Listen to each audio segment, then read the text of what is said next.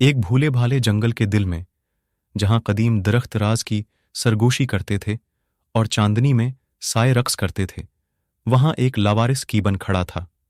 उसकी लकड़ी की दीवारों पर वक्त के निशानात थे और उसकी खिड़कियों पर पर्दे जैसे नाजुक लेस पर्दों से पर्दा था। बहुत कम लोगों ने करीब जाने की हिम्मत की, क्योंकि माजी के वसों से उसकी बुनियाद से चमटे हुए थे।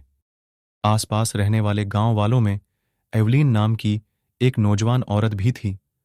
वो जंगल के इसरार की तरफ मुतवज्जा हुई, कीबन और उसके प्रासरार माजी के बारे में नस्ल दर नस्ल गुजरी हुई कहानियों से मुतासिर हुई।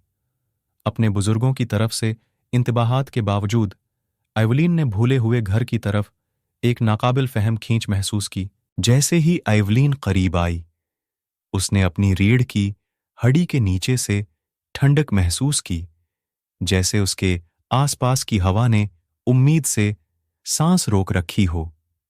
कांपते हाथों से उसने धकीलते हुए दरवाजे को धकील दिया और कीबन के अंदरी हिस्से में कदम रखा। आईने की इकासी में एवलीन ने अपने पीछे खड़ी एक शख्सियत की झलक देखी।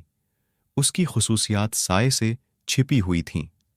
एक हानिपते हुए वो इधर उधर घूमती रही, लेकिन चीम्बर उसके अपने कदमों की गूंज से खाली था। पुरानी लकड़ी और बोसायदगी की खुशबू से हुआ भारी थी, और सिर्फ एक ही आवाज एवलीन के कदमों की गूंज थी, जो फर्श के बोसायदा तख्तों के खिलाफ थी।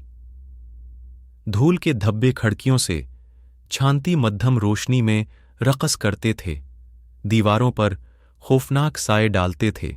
एवलीन का दिल इसके सीने में धड़क उठा जब उसने कीबन का जायजा लिया।